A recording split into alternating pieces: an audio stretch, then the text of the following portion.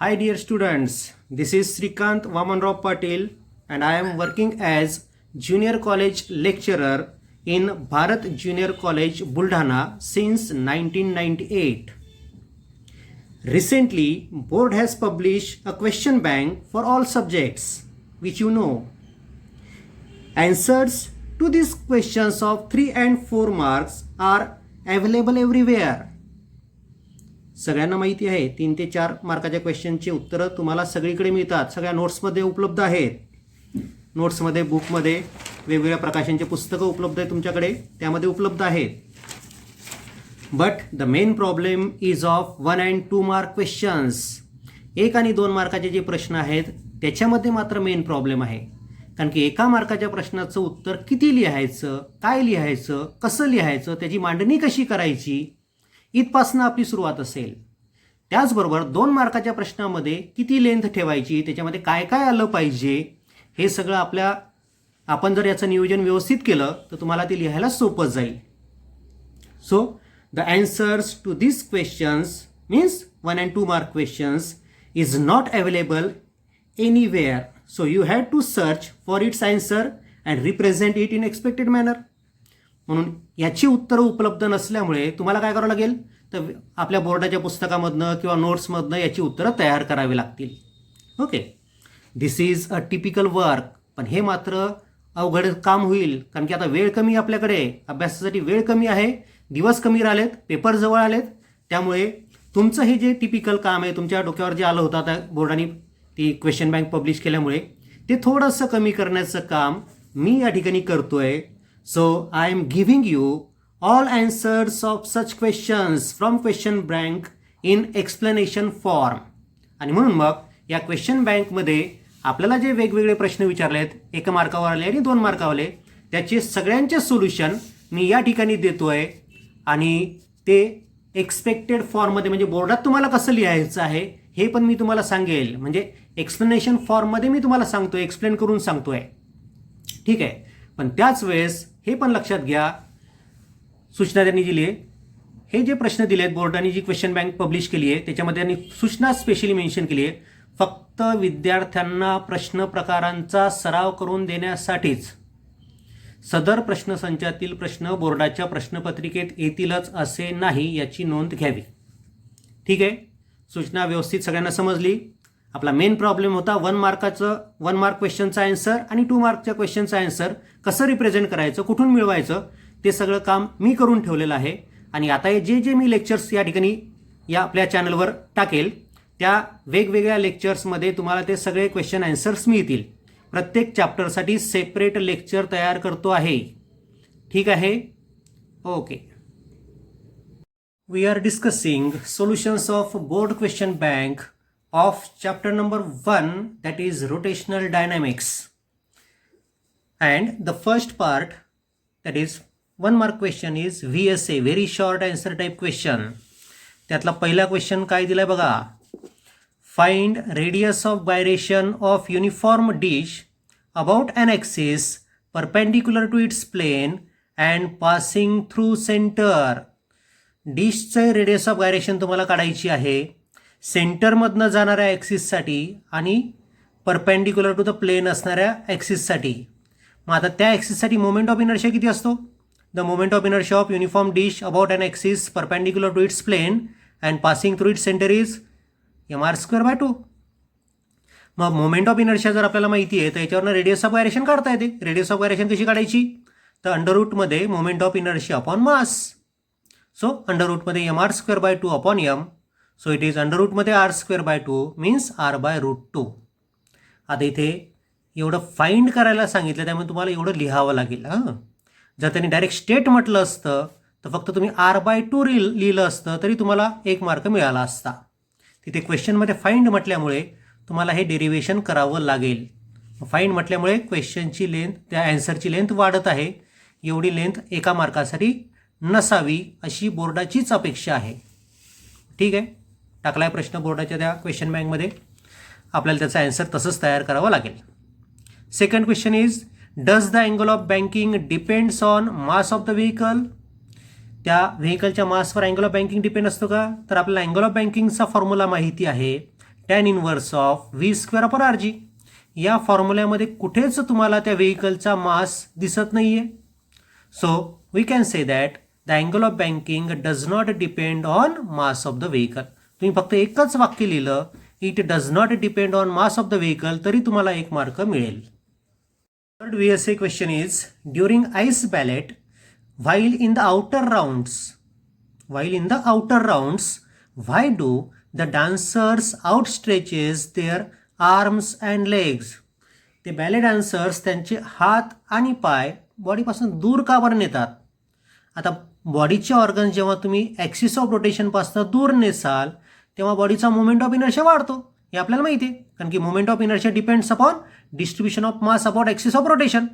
जर मास जर axis of रोटेशनपासून दूर गेलं तर मोमेंट ऑफ इनर्शिया वाढेल, आणि मोमेंट ऑफ इनर्शिया जर वाढला तर according to conservation of angular momentum काय असतं, अँग्युलर वेलॉसिटी कमी होते. So by outstretching arms and legs the moment of inertia increases which in turn decreases angular velocity. आणि म्हणून मग so to decrease angular velocity they outstretches arms and legs. फक्त एवढं वाक्य लिहिलं तरी तुम्हाला 1 मार्क मिळेल, दुसरं वाक्य टाकलं तरी. पण तुम्हाला ते समजावं म्हणून मी दोन्ही वाक्य तिथे टाकले आहेत की का बरं त्याचं तसं उत्तर देता येतं आपल्याला, तर त्याच्या मागचं कारण काय आहे ते समजण्यासाठी पहिलं वाक्य पण लक्षात ठेवा. Fourth question is state the principle of conservation of angular momentum. आता स्टेटमेंट तुम्हाला जसंच्या तसं लिहावं लागतं, हे तुम्हाला समजतं, त्यामुळे पाठ करावं लागेल. So statement is if no external torque acts on a body or if no external torque acts on a rotating body, then its angular momentum remains constant. हे आहे principle of conservation of angular momentum statement. Statement जसंच्या तसं लिहावं लागेल, मनाचे वाक्य चालत नाहीत, सगळ्यांना माहिती आहे. म्हणून पाठ करा. स्टेटमेंट डेफिनेशन्स या तुमच्या पाठच पाहिजेत. क्वेश्चन 5th VSA मधला, two bodies have there moment of inertia I and twice I. एका बॉडीचा मोमेंट ऑफ इनर्शिया I आहे, दुसऱ्या बॉडीचा ट्वाईस I आहे, about their axis of rotation. ठीक आहे. If their kinetic energies of rotations are equal, त्यांच्या कायनेटिक एनर्जी ऑफ रोटेशन मात्र सारख्या आहेत. ही कंडिशन लक्षात घ्या. दोघांचे मोमेंट ऑफ इनर्शिया वेगवेगळे आहेत पण दोघांचे कायनेटिक एनर्जी ऑफ रोटेशन सारखे आहेत. Then what is the ratio of their angular velocities. तर त्यांच्या अँग्युलर वेलॉसिटीमध्ये काय रेशो असेल तो आपल्याला शोधायचा आहे, आणि एका मार्कासाठी तो एक्झाम्पल आहे आणि त्याच्या सोल्युशनकडे लक्ष ठेवा. एका मार्कासाठी तुम्ही फक्त एवढं जरी उत्तर लिहिलं √2:1 तरी चालतं. हां, पण ते कसं येतं पहा. पहिल्या बॉडीचा मोमेंट ऑफ इनर्शिया आहे I, म्हणून I1ला म्हटलं मी I. दुसऱ्या बॉडीचा moment of inertia twice I आहे. दोघांच्या कायनेटिक एनर्जी ऑफ रोटेशन सारखे आहे, म्हणजे kinetic energy 1 is equal to kinetic energy of second body. आपल्याला अँग्युलर वेलॉसिटीमधला रेशो काढायचा आहे, म्हणजे ω1 upon ω2 we have to find. So the kinetic energy of rotations are equal. So kinetic energy of rotation of first body is equal to kinetic energy of rotation of second body. Means half I1 ω1 square is equal to half I2 ω2 square. Means ω1 upon ω2 is equal to √I2 upon I1. बघा याला simplify करून मी इथं आपल्याला. So ω1 upon ω2 is equal to root of I2 किती आहे twice I, I1 किती आहे I कॅन्सल झाला √2:1. So angular velocities are in the ratio √2:1 असं तुम्हाला उत्तर देता येतं. फक्त एक शेवटचं वाक्य लिहिलं तरी तुम्हाला 1 मार्क मिळेल. फॉर्म्युला हा सोबत टाकायचा. Next VSA question is a hollow sphere has radius 6.4 meter. What is the minimum velocity required by a motorcyclist at the bottom to complete the circle? म्हणजे आता हॉलो स्पियर असल्यामुळे जेव्हा तो मोटरसायकलिस्ट त्या हॉलो स्पियरमध्ये फिरेल तेव्हा त्याची व्हर्टिकल सर्क्युलर मोशन असेल, आणि आपल्याला माहिती आहे की व्हर्टिकल सर्क्युलर मोशन जर कंप्लीट करायची असेल तर बॉटमला त्या बॉडीची वेलॉसिटी √5gr पाहिजे, आणि त्या बॉडीची टॉप पोझिशनला वेलॉसिटी किती पाहिजे कमीत कमी √gr, आणि हॉरिझॉन्टल लेवल पोझिशनला √3gr. हे तिन्ही फॉर्म्युले आपल्याला माहिती आहे. म्हणजे आपल्याला शोधायची आहे की बॉटम पोझिशनला त्याची वेलॉसिटी किती पाहिजे. रेडियस दिली त्या व्हर्टिकल सर्कलची म्हणजे हॉलो स्पियरची 6.4 मीटर, आणि व्ही मिनिमम आपल्याला विचारलं आहे. The minimum speed at the bottom so as to complete vertical circular motion is v is equal to √5gr. So √5 जीची व्हॅल्यू 9.8, आरची व्हॅल्यू 6.4. लॉकची कॅल्क्युलेशन पाहिजे असतील तर इथे करून दिलेले आहेत. आपल्याला ॲन्सर मिळतं 17.71 metre per second. So the minimum speed at the bottom is 17.71. Formula लिहायचा, ॲन्सर लिहायचं, बाकी काही दाखवलं नाही तरी तुम्हाला 1 मार्क मिळेल. 8th question.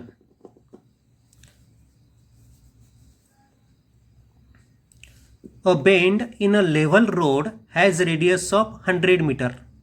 एक टर्न आहे समजा लेवल रोडवर, त्या टर्नची रेडियस 100 मीटर आहे. Find the maximum speed with which a car turning this bend may have without skidding or may pass without skidding if the coefficient of friction between the tires and the road is 0.8. म्हणजे त्या टर्नवरनं जर एखादी car जात असेल तर किती maximum स्पीडनी ती जाऊ शकते विदाउट स्किडिंग, न घसरता किंवा न फेकल्या जाता. रेडियस दिली टर्नची 100 metre, coefficient of friction is given 0.8 and we have to find V max. The maximum speed without skidding or maximum speed on the horizontal turn is, formula आपल्याला माहिती आहे, V is equal to under root mu R G. Mu is 0.8, R is 100 metre and G is 9.8. So it is 16 into 49 रूटमध्ये. 16चं square root आहे 4, 49चं square root आहे 7. So 7 4 जा 28 metre per second. So maximum speed without skidding on that bend is 28 metre per second. या प्रकारे तुम्हाला ते सोडवायचं आहे. Now the questions on short answer type 1 type means questions each having mark 2. प्रत्येक प्रश्नाला 2 मार्क असतील आणि त्या 2 मार्कासाठी नेमकं किती लिहायचं आणि काय लिहायचं सगळं या ठिकाणी नोट्समध्ये मी तुम्हाला दिलेलं आहे. त्यातलं काही गायब करू नका मात्र, सगळं व्यवस्थित लिहा. The first question is a flywheel is revolving with a constant angular velocity. Constant angular वेलॉसिटीनी फ्लाय व्हील फिरत आहे. A chip of its rim breaks. त्याचा एक छोटासा कोपरा म्हणू आपण, किंवा रिमचा जो पार्ट काहीतरी तुटला. अँड फ्लाईज अवे, आणि त्या रिंगपासून सेपरेट झाला, बाहेर फेकल्या गेला. म्हणजे रिंग तुटली आणि त्याचा काही पार्ट बाहेर फेकला गेला. What will be the effect on it's angular velocity. तर त्या तुटल्या गेल्या पार्टमुळे त्याची अँग्युलर वेलॉसिटीवर काय इफेक्ट होईल. आता मला सांगा, जेव्हा त्या रिंगचा पार्ट तुटून बाहेर चालला जाईल तेव्हा त्या बॉडीचं मास कमी होईल. मास कमी होईल म्हणजे distribution of mass about axis of rotation कमी होईल, म्हणजे मोमेंट ऑफ इनर्शिया कमी होईल. आणि मोमेंट ऑफ इनर्शिया जर कमी झाला तर अँग्युलर वेलॉसिटी काय होईल, वाढेल. कारण की इथे एक्सटर्नल टॉर्क ॲक्ट होत नाही आहे. कॉन्झर्वेशन ऑफ अँग्युलर मोमेंटमनुसार ती अँग्युलर वेलॉसिटी वाढेल. बघा काय लिहायचं तुम्हाला. When the chip of the rim breaks and flies away the moment of inertia of flywheel decreases. Moment of inertia कमी होईल कारण की त्याचं मास कमी झालं. As no external torque is acting so according to conservation of angular momentum its angular velocity of rotation increases. असं एवढं तुम्हाला लिहावं लागेल 2 मार्कासाठी. ठीक आहे. त्यानंतर question second on SA1 type. The moment of inertia of uniform circular disc about a tangent in its own plane is 5/4 mr².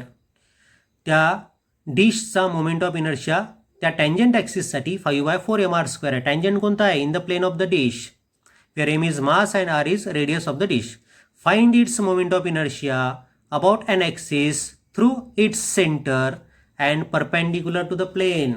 तुम्हाला त्या डिशचा मोमेंट ऑफ इनर्शिया काढायचा आहे about a transverse axis passing through its centre. आता थोडंसं लेंदी example त्यांनी दिलं या ठिकाणी. बघा आता काय म्हटलं आहे. The moment of inertia of disc about a tangent in its plane is, so I tangent is equal to 5/4 mr². Using parallel axis theorem moment of inertia about diameter is. Parallel axis थेरमचा आपण वापर केला आणि moment of inertia about diameter शोधला.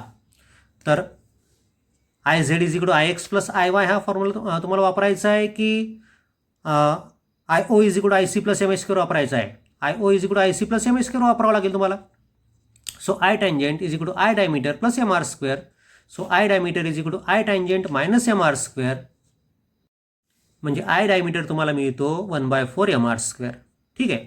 डायमीटरचा moment of inertia मिळाला. आता आपल्याला सेंटरमधनं जाणाऱ्या ॲक्सिससाठी मोमेंट ऑफ इनर्शिया काढायचा आहे. नाव using perpendicular axis theorem the moment of inertia about a transverse axis through the centre is, त्याला आपण आय सेंटर म्हटलं तर I centre is equal to I diameter plus I diameter, म्हणजेच 1/4 mr² plus 1/4 mr² means mr²/2. Therefore, the moment of inertia of dish about an axis through center and perpendicular to the plane is mr²/2. ठीक आहे, थोडंसं लेंदी आहे 2 मार्काच्या हिशोबाने, पण तुम्हाला एवढं सगळं लिहावंच लागेल. Third question is derive an expression for maximum safe speed with which a vehicle should move along a curved horizontal road. State the significance of it. आणि जे इक्वेशन तुम्हाला मिळेल त्याचा सिग्निफिकन्स पण तुम्हाला सांगायचं आहे. आता त्या मानाने 2 मार्काच्या हिशोबाने हा प्रश्न जास्त मोठा झाला. ठीक आहे, असू द्या, काही हरकत नाही. Derive an expression for maximum safe speed with which a vehicle should move along a curved horizontal road. Horizontal टर्नवर मॅक्झिमम सेफ स्पीड किती असतो ते आपल्याला शोधायचं आहे. So let us consider a vehicle of mass m taking a left turn of radius r on a horizontal turn. Let mu is coefficient of friction between surface of the road and the tire. During this motion, the necessary centripetal force is provided by force of friction, which is balanced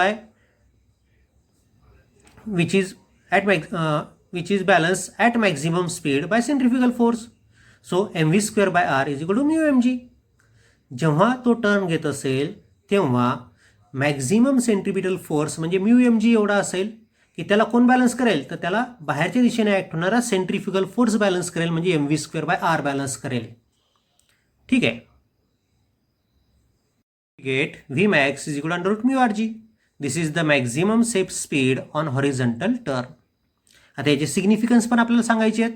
तर काय significance सांगता येतं? The maximum speed limit can be increase by increasing radius of the turn. तुम्ही जर टर्नची radius वाढवली तर तुम्हाला maximum speed limit त्या टर्नवरची वाढवता येते. The maximum speed on the turn does not depend on mass of the vehicle. त्या व्हेकलच्या मासवर मात्र मॅक्झिमम स्पीड लिमिट डिपेंड नसतं. हे पण सिग्निफिकन्स आपल्याला सांगता येतं. ठीक आहे. Fourth question. The moment of inertia of body about a given axis is 1.2 kg/m² initially. त्याचा moment of inertia initially 1.2 kg/m² आहे. The body is at rest. ती बॉडी ॲट रेस्टला आहे सध्या, म्हणजे ω1 0. For what duration on angular acceleration of 25 rad/s² must be applied about that axis in order to produce rotational kinetic energy of 1500 joule. तुम्हाला किती वेळेसाठी एवढं ॲक्सलरेशन अप्लाय करावं लागेल so that its kinetic energy of rotation becomes 1500 joule.